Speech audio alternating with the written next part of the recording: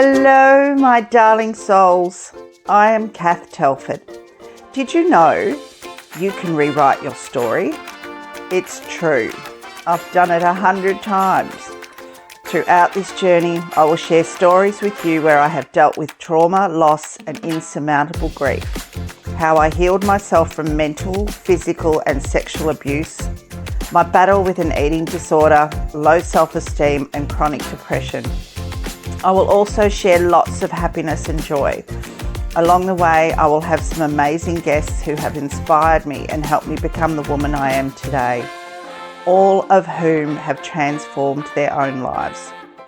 My mission with this podcast is to create a community, one where you will feel seen, heard, and above all else, loved.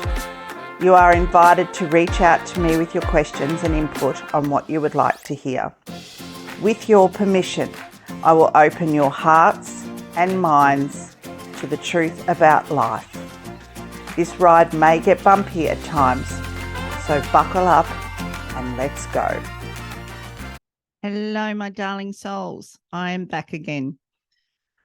I firstly want to say how grateful I am to each and every one of you for the amazing reception that I've had from my first podcast and how many of you my story has touched. It absolutely warms my heart beyond words. I was so grateful. So today I'm going to talk a little bit more into, last week I alluded to a story 20 plus years ago where I was on a healing journey of some description and how that came about. So I will take you back, and I am going to endeavour not to cry on this episode. However, I can't promise you that. In 1998, my marriage of 10 years broke down, and I had two young boys at the time who were 6 and 3, very young age. I had battled with postnatal and prenatal depression through most of my marriage, from the time the boys were born, conceived and born. I was not a very well woman. And so the marriage broke down. I left really angry with the world, really angry with my husband. And I held on to that anger for a good couple of years. And at every opportunity that I had, I found a reason to call him and scream at him for one reason or another. Something he'd done wrong, something he'd said to the kids that he shouldn't have said. All the reasons that we find when we're angry to blame somebody else for how we're feeling. In 2001, early February, it was late February 2001. Anywho, we had a massive screaming match on the phone, And I can remember the actual date. It was the 19th of February, 2001. And you'll understand why I remember that so well. And I slammed the phone down and I screamed at the top of my lungs. I wish you would just fall off the face of the earth. I can't do this anymore. I hate you so much. And cried and cried and cried. The following morning, I had made an appointment to go and see my Reiki master, because I just needed to shift this anger. It wasn't serving me. It wasn't serving my kids. It wasn't serving anybody around me. So I went to see my Reiki master, who had become a very dear friend, and she was one of the most beautiful, loving, open human beings I think I'd ever met. Beautiful Betty and her husband Bob, who ran a centre in Oakley. And I sat with her for 3 hours and I sobbed and I sobbed and I sobbed. And I kept saying, I don't understand why I'm so angry with him. I just wish we'd get to a stage where we could find even ground, where we stopped hating each other so much. I just want to fix this. I want to fix this pain. I want to stop this anger. I want to stop this hurt. So 3 hours she sat there and let me just emotionally vomit, basically. And I walked out of there feeling very drained, as you do after a good crying session.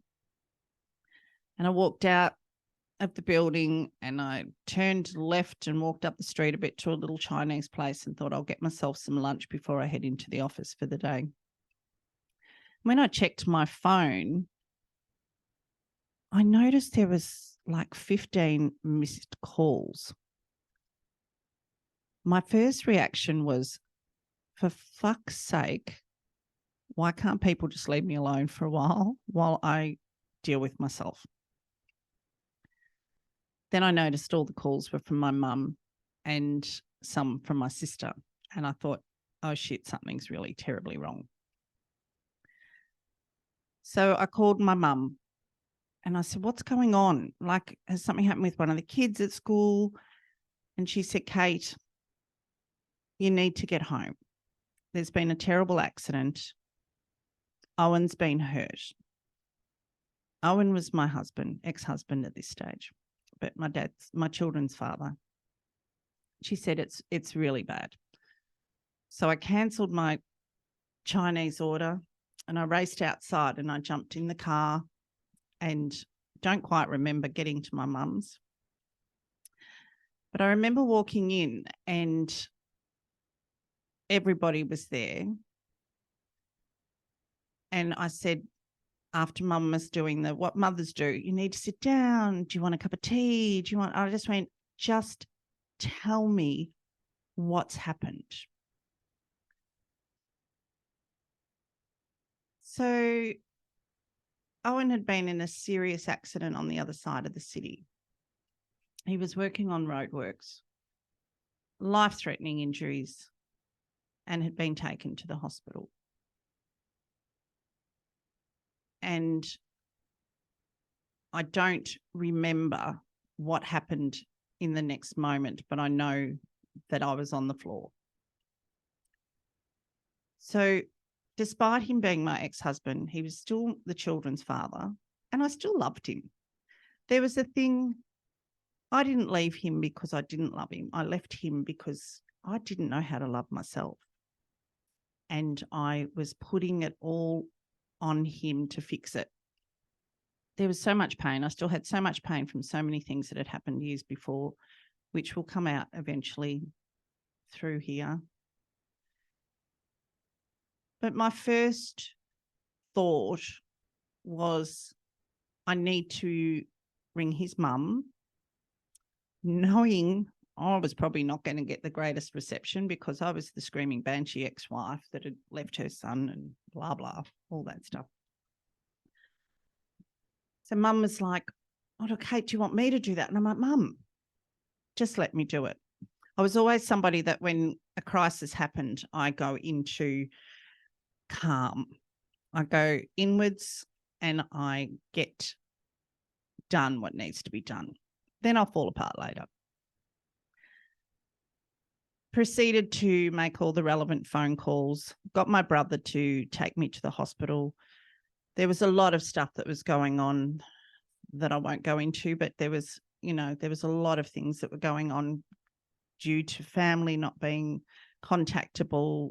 We had to liaise with the press that they didn't release it on the news or release his name. Like it was huge. It was a massive, massive accident. And I got to the hospital and did all the things that you do, despite the fact I was the ex-wife.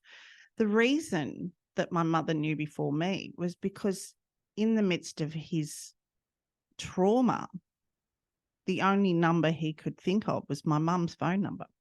He just wanted to know that his boys were okay. And he was able to give the emergency services my mum's phone number to call her. So my poor darling mother on the other end of the phone could hear helicopters and sirens. And to the day she died, she said to me, I will never get over those sounds, Katie. Never get over those sounds. So the next few days were very blurry, as you can only imagine. And I won't go right into all of that because it's, as much as it's relevant to the next stages of my time and my journey, it's his story. And I don't think that it's proper that I go right into it. I can go into it from my perspective and where I was standing and what was going on for me and for the children. Having to go to the school and pick them up and bring them home, let the school know that this had happened. I needed the boys to be at the office. I went and picked them up, got them back to my mum's and took them into the back bedroom and had the talk that Dad's been in an accident and it's very serious. And at this stage, they were 8 and 5. Critical ages for trauma in kids and how it's going to shape the rest of their life. So Sam, my eldest, has always been the extrovert, and his way to deal with things was to yell and jump on my lap and hug me and cry, "Where's my daddy? What's wrong with my daddy?" And my other son, Joshy, who was 5, crawled under the bed because that's how he dealt with things. He would withdraw. And that was all, just who they were. It's how they've always both been. So the next few days unfolded. There was a lot of stuff coming up because I hadn't seen his family since we'd split. And I knew I was going to have to see them at the hospital because I was effectively next of kin still. And, for the first few days, it was a really difficult situation, but it wasn't about me in that moment. It was about him and him being my children's father. And I needed to get things done for them more than anything. So family members arrived from interstate, friends came to the hospital, my family all came to the hospital because they all still really loved him. He was a very, very big part of our family. And still to this day, they still love him. He's still very much a part of the family. And, from a distance, but he's still there. And, the next few days were very blurry. But there was a time in the first few days where I was still very much in the middle of things, if that makes sense. So I was very involved with the conversations with the doctors and very involved with, I made sure that his new partner found out. They'd only been dating 12 weeks at that time. So none of his friends knew who she was. And I had to send them on a mission to go and find her and let her know because heaven forbid she didn't find out and she thought he'd just bailed on her. So she came to the hospital and all of that. So after a couple of days, it was suggested that I go home and get some sleep and just hug my boys, and which I did. And I just crawled into bed with them and slept for, I don't know, however long we slept for. The following day, I took myself back to the hospital. And when I walked in, I was so aware of the energy shift from his family and his friends. And I had been very much shut out, which was perfectly understandable. It wasn't in the moment, can I tell you, not great. However, I completely understood. And I was blocked at every possible in that I could have had. So I ended up going to his mum and his brother and his best friend. And I said to them, it's not relevant at the moment how you feel about me. I am here because that man in there is the father of my children. And our only job at the moment is to get them all through this. So put your feelings about me aside. We need to get this done and we need to get it done together. And the energy kind of shifted again after that, which was great. We were able to all work together. So I'm going to fast forward a little bit because there was a lot of emotional stuff in the middle of that. And then I might come back to one day to how I started on this extraordinary journey and discovering a book called Radical Forgiveness. So I left the hospital one day and thought I'd go for a drive down a little street in Melbourne, in St Kilda, which is a funky little town. I love St Kilda. And I was on a mission to find something to read that could help me navigate this trauma for my children, well aware of the fact that this would affect them for the rest of their lives. And I remember walking into this bookstore and ferreting around the bookshelves, and I was walking past, I had to keep going past the self-help section. Not what I wanted to read. I was kind of angry. I didn't want another self-help book. And this book kept, like, honestly, energetically nudging me to the point where I turned around at one stage and said out loud, I don't need another fucking self-help book. I need something for my children. Went up to the counter, asked the guy behind the counter, can you search through the books and see if there's any trauma healing, whatever it was that I needed to read for my kids? And he scrolled through and he said, oh, no, well, there's nothing actually here specifically around what had happened. And I said to him, right, well, that's not very helpful. And he jovially said to me, maybe you're meant to write it. And I was not in the mood for jovial, can I tell you? So I just looked at him and went, yeah, no, I don't think so. And off I potted out of this bookstore. I got halfway down Ackland Street, and I kid you not, it was like something grabbed my shoulder and it spun me around and sent me straight back into that bookstore, straight up to the self-help section, and I bought that book, Radical Forgiveness, Making Room for the Miracle by Colin Tipping. The most incredible book I have ever read. Life-changing. It made sense. All of a sudden, life made sense. I started to understand the patterns in my life. I started to understand how I kept creating these scenarios. I started to understand how things keep showing up in your life. It was life-changing. I read it in probably not even 3 days. And it was a light bulb going off. Ting, ting, ting, more than a light bulb. It was sirens. And I remember going to the hospital. At this point, I was going to the hospital probably 3 or 4 times a day. So I'd go in the morning and I'd take the boys in to see their dad, and then I'd drive them home, back to school, drop them at school. Then I'd head into work, and then I'd go back to the hospital around lunchtime to help with the changing of the dressings, because it was very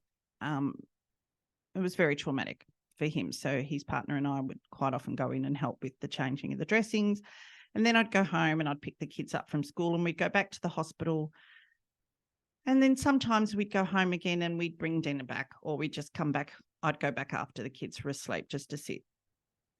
You know, interesting times, a lot of emotional stuff going on, all by the by. So I get in there this one day and I was chatty Cathy. Surprise. I was then a chatty Cathy also. And he looks at me and he said, "You look really perky. What's going on?" I said, "Oh my God. Oh, I read this book. It's called Radical Forgiveness. It told me all about how I've got patterns in my life and how everything happens for a reason and da, da, da, da, da. And therefore, if everything happens for a reason and it's for our highest good, there's nothing to forgive." Oh my God, radical forgiveness. And I reckon I banged on for about 10 minutes. And he was sitting there in the bed in his morphine state, just grinning at me. And when I finished, he said, "I have no idea what you just said to me, but you look really happy." And I went, "Yeah, that's right. Not ready to hear it yet, but that's okay. Not in the state to hear it." So what proceeded from there was a little journey where I was looking for healings of some description. And I came across a woman who was a kinesiologist in a nearby suburb to the hospital. And ironically, she practiced radical forgiveness. And I'm like, I'm going to her. Went to this kinesiologist, had this insane session with her where we did the radical forgiveness practices.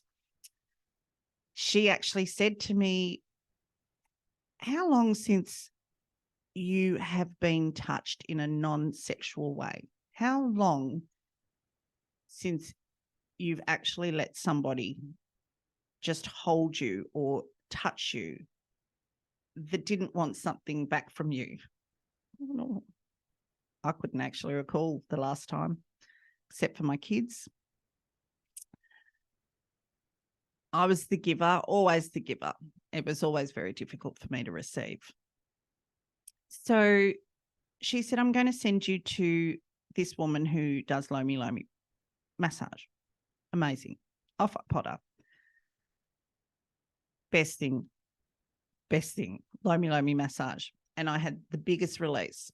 Tears, just to have somebody touch me with such love and respect and care and tenderness. The emotional release I had, it blew my mind. So what ended up happening was I then did a Lomi Lomi massage course this woman was teaching. I'm like, I'm going to learn Lomi Lomi massage. And the year proceeded, hospital visits 3 or 4 times a day. After a couple of months, he was released into a rehab facility, which was a lot closer to where we were living. So it was less of a hike for the kids so many times a day. And I read in a magazine. Back in the day, there was a magazine called Living Now, and it was the hippie mag. It's where you went for all your spiritual healing stuff. It's where you went for all your workshops. Not like today, where everything's online and I'm still navigating that you need to get followers and put yourself out there and all the rest of it. It was all in a magazine. You put flyers up in shops. So much easier. In a sense, it was so much easier, but it was different. Anyway, so I read in this magazine that Colin Tipping is coming to Australia and he's going to be running a workshop. I have to be at that workshop. So off I potter. I go to a workshop. I have the most insane transformational experience of my life. And the Friday night was a healing circle, which I'd never experienced anything before like it. I will be running healing circles again one day soon. So if you're following me on Insta, keep your eyes peeled. Insane, amazing, incredible transformation. Healing process. Just so healing and non-confrontational, which is exactly what I needed in the moment. So that was the Friday night. And then there was kind of a weekend tagged onto that where you could, opt in to finish the weekend. And then Saturday and Sunday were full on. I'm like, yep, I'm going to do that. Mum had the kids. Mum and Dad had the kids.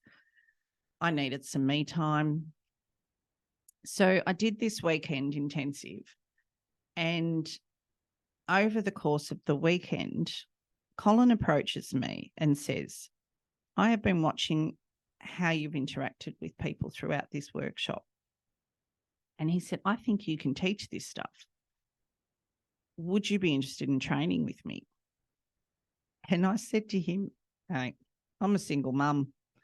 I can barely rub 2 cents together at the moment, and I still drink like a fish. I don't even know how to navigate my own life, let alone help somebody else navigate theirs. And he said, you are a natural. And I want to invite you to do a week's intensive training with me while I'm here in Australia, free of charge. We're talking $2,500. And I just looked at this man and said, I would never be able to pay you back. He said, you will. You watch. You will. So I did this course. Incredible training. Learned so much from this beautiful, beautiful man. And off I potted into the world with my new certificate, my Lomi Lomi certificate. And then I decided to do a rebirthing course. I'm kicking ass. I was running my little business. I was working at a naturopath at the time as a receptionist, and I was able to do a little tete-a-tete with him where I could use one of his rooms for clients in exchange for him paying me wages. Like, had this great little business going. I was seeing clients at home. I was running my circles. Life was going really well. Aside from what was going on in the background, but we'd gotten over a huge hump there, and O's partner was, she was there to support him now. It was my turn to step back and just get the boys to him when he needed them, which was every day. Anywho, but I got this little business going, all from this trauma that happened. And I will never say that the trauma didn't happen to me, because it was a trauma for me as the mother of those 2 little boys, but also because I still loved this man. He was and is a great bloke. We just weren't working anymore. I wasn't functioning, and life happened. So that's kind of what happened. Anyway, I ran this little business for a couple of years. Colin comes back to Australia again 2 years later, rings me, will you come and help me facilitate this workshop for the weekend? Yes, I will. Thank you very much for the invitation. And off I jaunt, do this facilitation for the weekend, which just reinforced how this life was for me. I'd done my rebirthing. That was insanely amazing. I was bringing in some extra income. I was working cafes on the side just to make ends meet. I had an amazing support network with my mum and dad, and life was cruising. I was doing really good. And then I met a man, although I wouldn't call him a man, but I thought he was pretty cool at the time. And I had it all worked out because I'd done all this healing. So why would the universe send me someone that wasn't good? I couldn't have been more wrong. And that, my darlings, is not actually even a story worth telling. But it was 2 years of hell. And it took me a lot of years after it to pull myself back out of it. But I did. I pulled myself back out of it.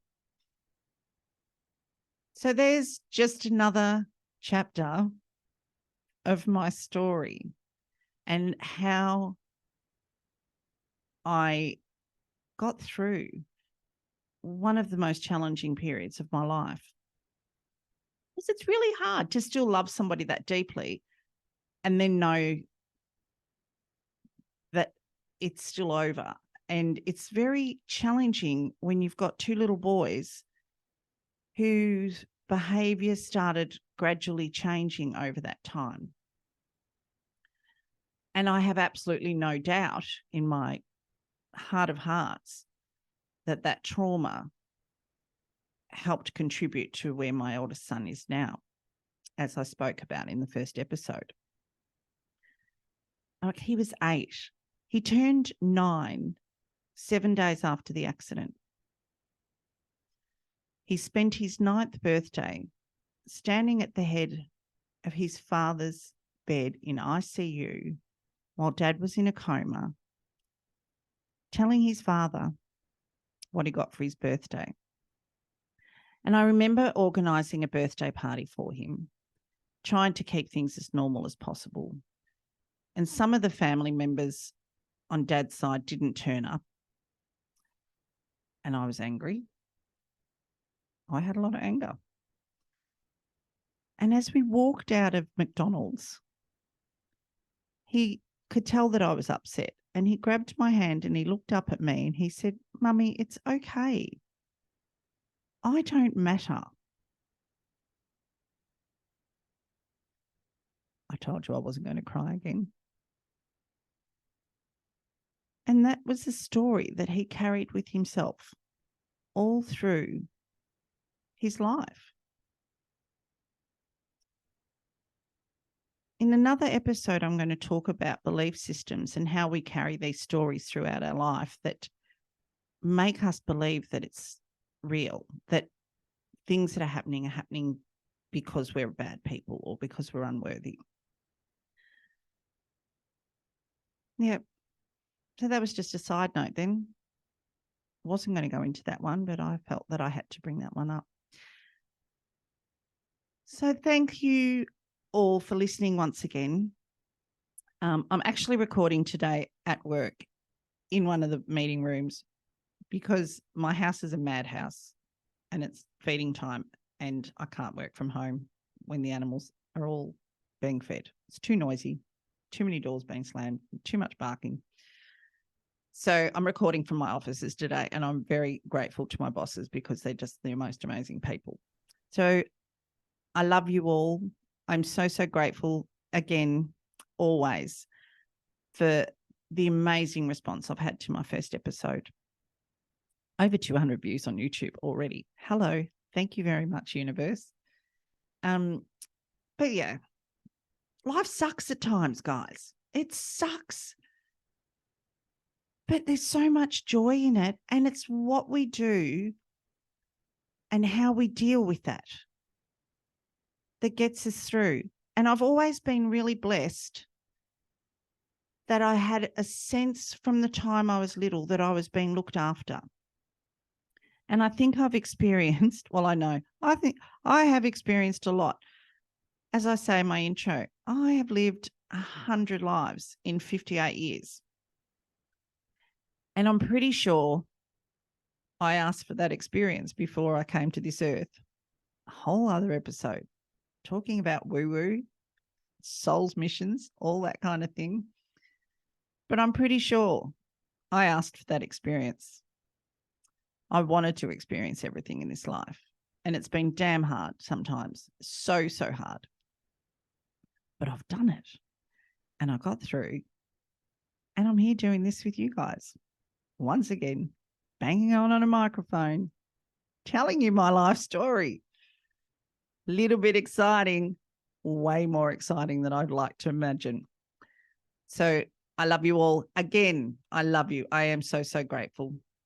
Next week on episode 3, I get to interview the beautiful Alyssa Marie. Alyssa Marie has an incredible story to share. She grew up in domestic violence where her parents were both involved in substance and alcohol abuse. She ended up in ICU after birthing her daughter for 2 weeks, almost dying from a group strep A infection. And then she realised that all the years she had been suppressing her pain was coming to the surface. She started her healing journey with a coach for 20 months and experienced huge awakenings throughout her process, especially with ECT and past life work. Now she is the fiercest, most confident cycle breaker there has ever been in her family. She is a neuro-linguistic programming practitioner, coach, mentor, and quantum healer. leading others to reclaim their power and heal the trauma caused by generational trauma. She is an incredible human being, a beautiful mother, and I'm very, very proud to know her. So look out for episode 3 and the gorgeous Alyssa Marie. I love you. Thank you for listening to today's podcast. I'm so grateful for each and every one of you. To get in touch with me regarding any of my episodes, you will find me on Instagram, Facebook and TikTok. Looking forward to sharing more of these with you. I love you. Bye.